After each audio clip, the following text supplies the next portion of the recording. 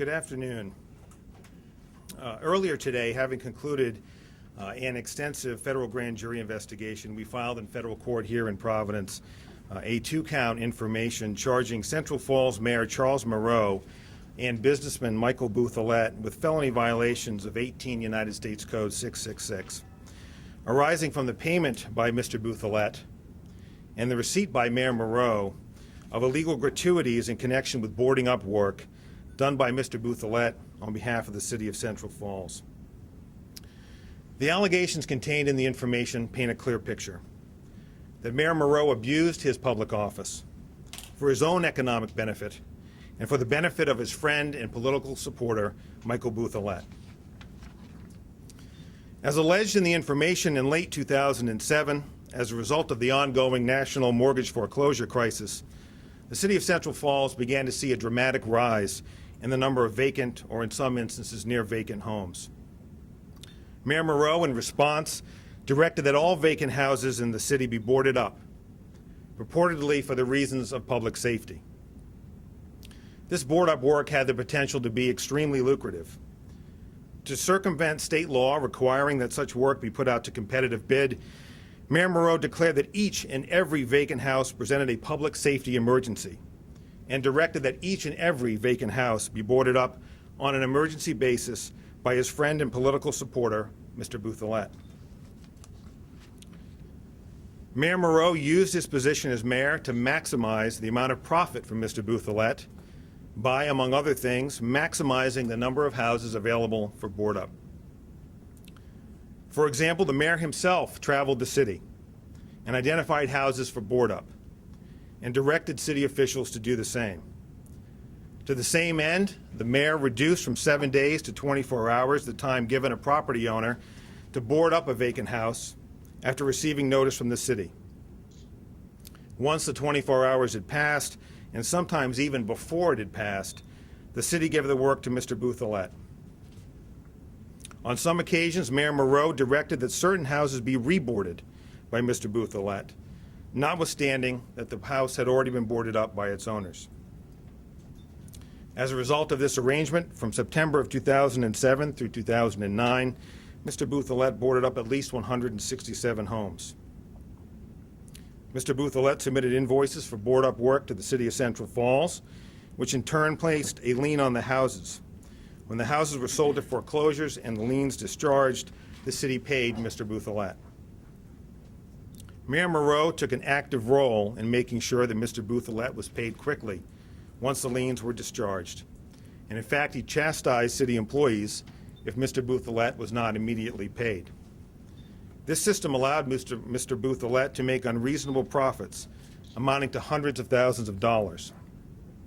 When city employees raised concerns with the mayor, he dismissed them out of hand. As a reward for receiving the City of Central Falls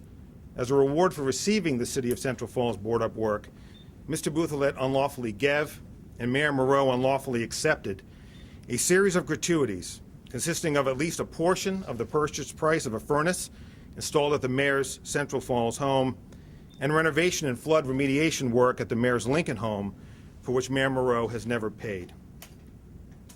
Mayor Moreau and Mr. Bouthelette have both agreed to plead guilty to the charges contained in the information. Their plea agreements were filed in federal court earlier today. This is yet another version of the "it's who you know" story. And nothing creates more cynicism about our government and those that represent us than cases such as this. Government business should only be, it must only be, conducted on a level playing field. It should go without saying that as an elected official, Mayor Moreau owed the City of Central Falls a duty to conduct the business of the city impartially. Instead, he conducted the business of government to benefit his friend and political supporter, and ultimately himself. He violated his oath to the people of Central Falls. That has brought him down today, and deservedly so. I cannot thank enough Colonel Stephen O'Donnell and the Rhode Island State Police detectives who worked so hard to build this case. In particular, I commend the work of Detective Kenneth Boniuto and forensic analyst Lori Tellier. As is always the case with the Rhode Island State Police, their work was superb. I also want to thank Attorney General Peter Kilmartin for his partnership in this case. The two offices truly worked together with the State Police to get us here today. Assistant U.S. Attorney Terrence Donnelly and Rhode Island Assistant Attorney General Patrick Youngs worked side by side to bring us to this point. Teamwork at its very best. Combating public corruption requires constant vigilance. It requires rejection of the notion that this is the way things work in Rhode Island. It requires rejection of the notion that a person who acts dishonestly and unethically in their private life can be trusted to serve ethically and honestly in their public life. We will continue to work, as we always have, to ensure that those in whom the public place their trust deserve to have it. Attorney General Kilmartin. This is actually a good day for the citizens of Central Falls. They are putting a bankruptcy behind them, they are putting a corrupt administration behind them, and there's a new light at the end of the tunnel for them, and it's a bright light, and it's a great future for the city. Unfortunately, Mayor Moreau and Mr. Bouthelette were friends who brought their friendship to the level of being thick as thieves. And it was through the vigilance of these folks that they are now being held accountable for it. The question I'm often asked is there a corruption problem in the state of Rhode Island? Corruption's a problem when folks like this stop fighting it and bringing people to justice. And I think I can state for all of us standing here that that will never be the case. These folks work day in and day out to build a case through thousands, tens of thousands of documents, because it's the right thing to do for the citizens of this state, and they expect no less out of any of us. So it is a great day for the citizens of Central Falls. I'm proud to stand up here with all of these folks to announce this new chapter for that city. The Rhode Island State Police, along with our partners in the Attorney General's Office, the United States Attorney's Office, investigated this case of public corruption involving the elected mayor of Central Falls and his longtime friend, Michael Bouthelette. Mayor Moreau took an oath of office and had a legal and moral obligation to lead the city of Central Falls and to be the city's citizens' watchdog, greatest supporter, and goodwill ambassador. However, what happened was that Mayor Moreau took advantage of the city when it was most vulnerable. A difficult economy had taken its toll on Central Falls and its residents, and many people lost their homes to foreclosures. The mayor took advantage of this situation by awarding a no-bid contract to his friend to board up vacant houses. He charged the time given to property owners to board up their homes from 7 days, he changed it from 7 days to 24 hours, which served to maximize the number of homes being boarded up. Mr. Bouthelette did the work, and as a result of placing liens on the property, charged thousands of dollars more for the work than what it was worth. These costs were then passed on to the financial institutions who owned the properties. Further, Mayor Moreau dismissed city employees' objections to the inflated cost, telling one employee to mind his own blanking business. Mr. Bouthelette boarded up 167 homes, billed the city approximately $1.7 million, and was paid $1.4 million after home sales paid off the liens. In some cases, Mr. Bouthelette reboarded houses that had been previously boarded up by owners. He also boarded up some homes that were still being lived in by tenants. Mr. Bouthelette rewarded Mayor Moreau for assisting him in this scheme by giving him gratuities that were worth thousands of dollars. During Mayor Moreau's administration, the city of Central Falls also filed Chapter 9 bankruptcy. Public corruption strips away every tenet of our democratic form of government. It creates fear and distrust of government and its leaders and discourages businesses from locating in our state. Public corruption in even one city has a ripple effect on the entire economy and quality of life through the state of Rhode Island. I, too, commend the detectives and the prosecutors in this investigation, the entire Financial Crimes Unit, for their thorough and diligent matters investigating this. This includes Captain John Lamont, Corporals Claire Dismaris, Jerry McKinney, and Detective Eric Yell, as you also see Detective Ken Buonaiuno, who is our lead, and Lori Tellier, who assisted. It's also incumbent on me to acknowledge that this was a coordinated effort, and special recognition, again, goes to Ken Buonaiuno and fraud investigator Lori Tellier for the tenacity in this investigation. As previously stated, they combed through hundreds of thousands of documents and worked along with the prosecutors. Thank you for your leadership in bringing this matter to justice. I'd also like to commend our U.S. Attorney, Assistant Attorney General Terrence Donnelly and Patrick Youngs. Typically, both of those gentlemen are low-key and don't want to be standing in the spotlight, but it's important that you know the type of work and the hours that they worked with our members, and the guidance that you all gave each other is much appreciated. This case should also send a clear message that law enforcement and prosecutors will stand together and root out public corruption. It's a case of, again, collaboration by prosecution. Thank you. All right, we'll take a few questions for Arnie. Were there cooperating witnesses inside Cedar Falls building, inside City Hall, that helped in this investigation?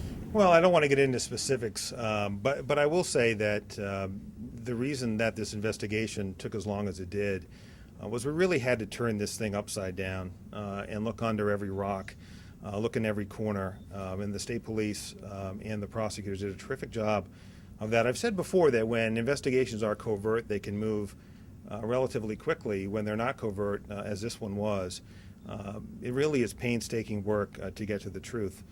I also wish that everyone who is interviewed or questioned always tells you the whole story the first time. But experience, I think, has taught all of us up here that that's not always the case. And sometimes you have to keep going back and asking the same questions or more questions until you find out exactly what went on. What estimate the value of the goods that Mayor Moreau received? You know, I don't want to put a precise value on it, Flo, but really the point here is this, that public officials should hold public office to do the people's work, not their own. Whether it's $50 or $500 or $5,000 or $500,000, the point of holding public office is not to benefit yourself and your friends; it's to do the people's work. And I can tell you that this case ought to show and ought to send a pretty clear signal to those in elected office that that's why they're there. And if they're not, we're going to continue to watch, and if necessary, bring these cases. I hope, frankly, that it doesn't become necessary, but we are going to continue to maintain our vigilance. Mr. Neronha, why the state police began this investigation? Why did the U.S. Attorney and the FBI get involved? Well, the FBI has not been involved, Jim, but the reason that this office is involved is because, if memory serves me correctly, in May of 2010, then State Police Superintendent Brendan Doherty called and asked that we get involved, and that's not unusual. I think Attorney General Kilmartin would tell you that we often work together on cases, but that's how we became involved, and then from there it was a true team effort. Every step of the way we decided, is this a case where the state court system should be used, where the federal court system should be used? But that was a series of joint decisions that we made along the way, and it really has been a true partnership. And why did he feel that he needed the U.S. Attorney's Office assistant? Was it the nature of the charges? Was it manpower? What was it? Well, you'd have to speak to him, but I think we're always best served in this state, and perhaps Superintendent Doherty recognized it, that when the U.S. Attorney's Office and the Attorney General's Office and the state police and other law enforcement agencies work collaboratively rather than independently, that's the best way to proceed. And so he deserves credit for that. Can you talk a little bit about potential jail time also, Mr. Neronha? I'll come back to you in a second, Jim. That's actually my question. What are you going to recommend, Mr. Moreau? Well, I think it's premature to get into that. There's some steps legally that still have to take place. They need to walk into court, Mr. Bouthelette and Mayor Moreau, and formally change their plea to guilty. And I don't want to get ahead of ourselves, but I think from the terms of the plea agreement, I think it's quite plain that there will be a jail recommendation from this office. And what is there a range? Well, I don't want to try to predict that either. I mean, one thing I've learned, having been a federal prosecutor now for a good period of time, that we have a sense of what we think the range is, but ultimately that range is determined by the court. I think if you look at the plea agreements, what you will see is that we've agreed to recommend a sentence within the guideline range, and I think that deserves some. What is that guideline? I don't see it. Forgive me if I'm missing. No. What is the guideline? Well, we don't know yet because the court will calculate it. I have a sense of what it is, as does everyone up here, but I don't want to presume to speak for the court because ultimately that's the court's decision. But I will tell you that in public corruption cases and in organized crime cases in particular, two good examples. Generally speaking, you will not see this office recommending a sentence at the low end of the guideline range. And the reason for that is because I think in these kinds of cases that a low end of the guideline range is generally speaking not appropriate. And so our recommendation will be within the range. Where precisely it will fall, I can't tell you as we stand here today. But I anticipate, as I said, that it will be a jail recommendation. It may be too early to take them coming. Like, what's the timetable? Well, the court schedules that, I would say, within a few days. I'm sorry, maybe you had a question? It may be too early to say, but given the change of a plea to guilty, do we know if Mayor Moreau will get a pension or? Well, I don't run the city of Central Falls, and so I can't speak to that. I know that the mayor, my understanding is he resigned today, but what impact today's events will have on his future vis-a-vis the city, I don't know, and frankly did not play into the decisions that we made along the way to resolve this case along the lines. Could actions like this, an operation like this, help drive the city into bankruptcy? I don't know that that's the case, but what I will say is, again, that it can't be helpful to healthy government when someone uses their elected office for personal gain or the gain of their friends rather than for the city. And I think that is something we have to keep coming back to again and again. And I hope that this case will send that message that it is, the role of our public officials is, as I said, to do the people's business, not your own. I think most elected officials, at least I hope, most elected officials and appointed officials do that. That certainly is my belief. But when they don't, then they need to be held to account. And I think that's what happened here today.